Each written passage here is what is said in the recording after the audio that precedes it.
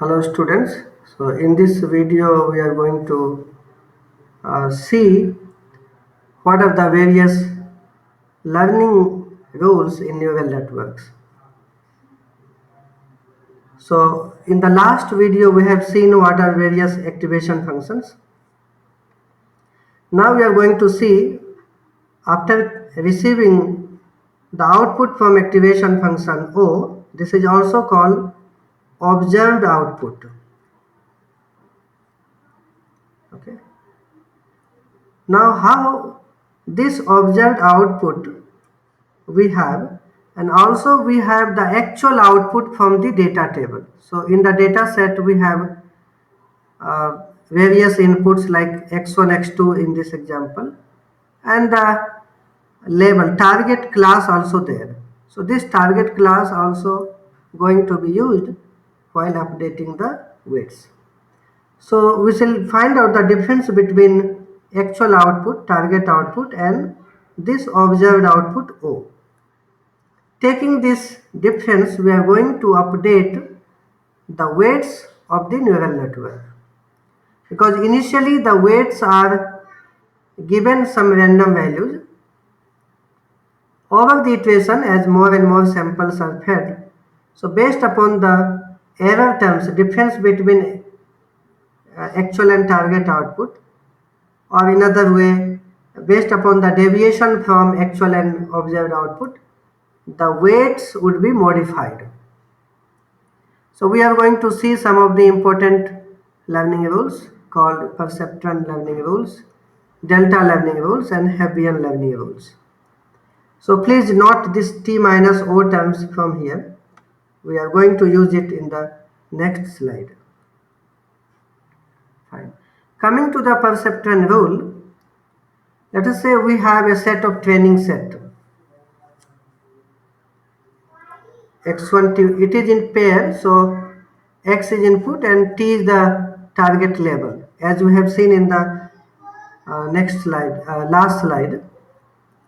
So X1 is sample 1 and your target output is T1, sample 2, target output T2, like that.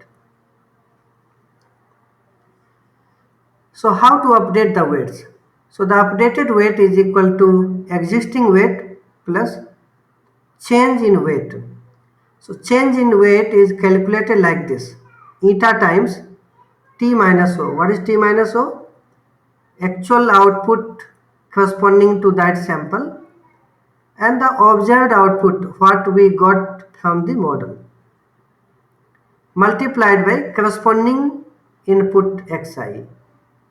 Like if you want to update W1, take x1. If you want to update W2, take x2 here. Eta is called learning rate. Okay, generally its value is between 0 to 1.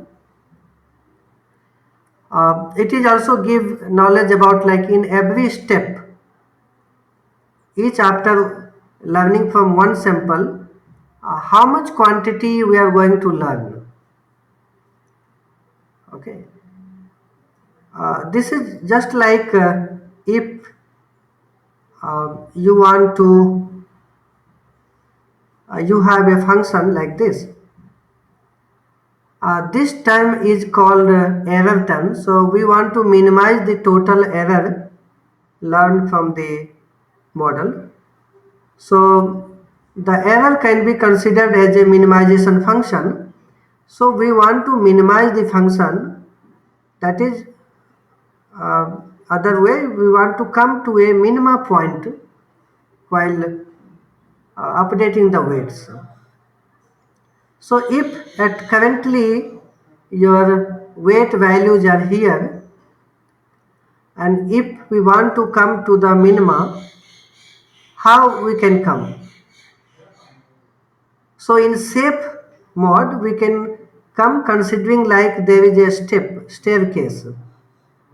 Instead of directly jumping here and there, we can come down like one step at a time. So every sample, okay, you can consider like learning from every sample coming down to one stair.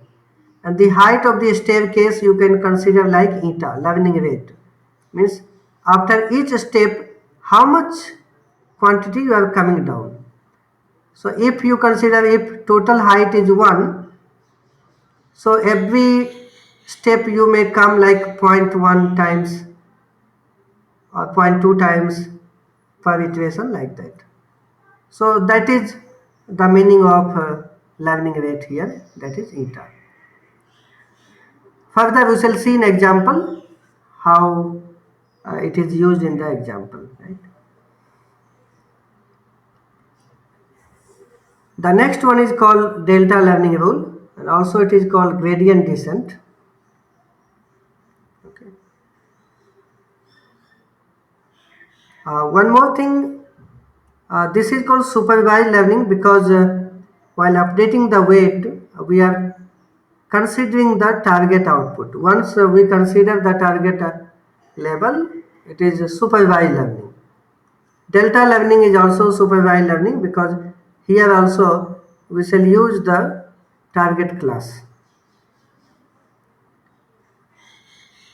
So in this case, how to update the weights? The formula looks like same, but here the change in weight is different. So instead of simply finding out difference between target and observed output, what we are doing, we are taking the square sum of target and observed output. So from I is equal to 1 to k, here k you can consider as batch size. So suppose we want to update the weights after each fifth sample. So one by one we shall feed 5 sample, and every time we shall record the error. At the end of the fifth iteration, we shall sum up all the errors, and this error we shall take the first derivative with respect to ij. If we want to update weight of ij, we shall differentiate this error function with respect to wij, and this quantity we shall add to update the weights. Here wij you can consider the weight connecting edge between the ith node of a layer and jth node of the next layer. Okay. Every layer there may be more than one node. So ith node at one layer and jth node on next layer, that you can consider the weight of that connecting line. So in gradient descent approach, again we are considering that this error function is a function like this, or it is a convex function. So in convex function, again the initial weight position may be somewhere here, but we want to come to the minima because we want to minimize the total error, and this derivative will give the direction, slope. Okay, it tells which direction we want to move to. So minus of this, and this eta learning rate tells how much to move down. Okay, so eta tells how much to move down, and this derivative tells in which direction we have to move. So the multiplication of both will lead to the change in the weight. Fine. Next one is Hebbian learning rule. It is unlike perceptron and delta learning rule. Here we do not consider either observed output or target output. We do not consider. We only consider the output of neurons. We consider observed output, but we do not consider the target output. So in this case, if both are activated, if both are non-zero, then only this quantity will be give some value. If any one of that is 0, then change in weight will be 0. Okay. That is why it is considered that two neurons activated or deactivated at same time. Okay. Then only weight will be changed. Like if you consider like you have two node between like in the consecutive layer. So output of, let us say we want to update rule here. It is ith node, it is jth node at next layer. We want to update ij. So we shall consider this is oi, and output of this node is input for next node. So this is ii. So we are going to use these two.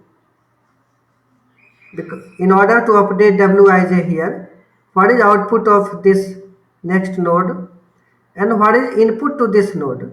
So the product of both multiplied by learning rate is going to be the quantity of change in the weight.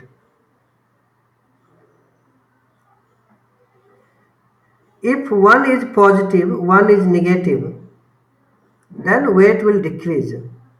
If both are positive or both are negative, then weight will increase. Okay, like neurons operating in opposite phase, weight between two will decrease. Okay, and operating in same phase, like both positive or both negative, then weight will increase.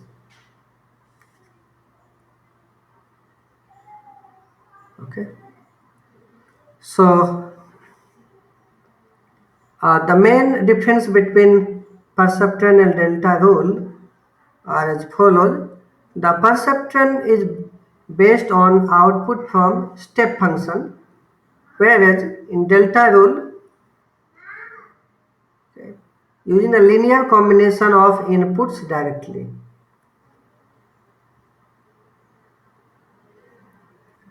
Okay, or here you can use like sigmoid function, which must be differentiable. Perceptron is guaranteed to converge if the data are linearly separable. So generally perceptron are used if data are linearly separable. Linearly separable in the sense you have two kind of classes. If you scatter plot the data set,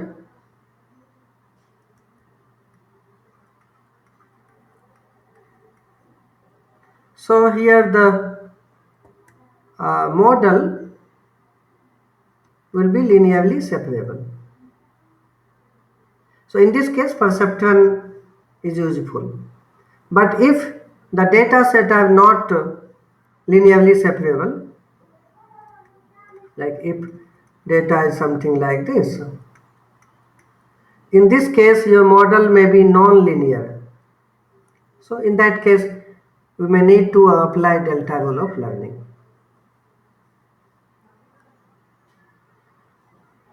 Okay. The main difficulties in gradient descent method are like convergence to minimum may take long time. Convergence may take long time, and the global minimum may not be is not guaranteed. Okay. So sometimes in order to come out of the local minima, we can use a momentum term in the weight updation rule to get the global minima. Fine, so this way we discussed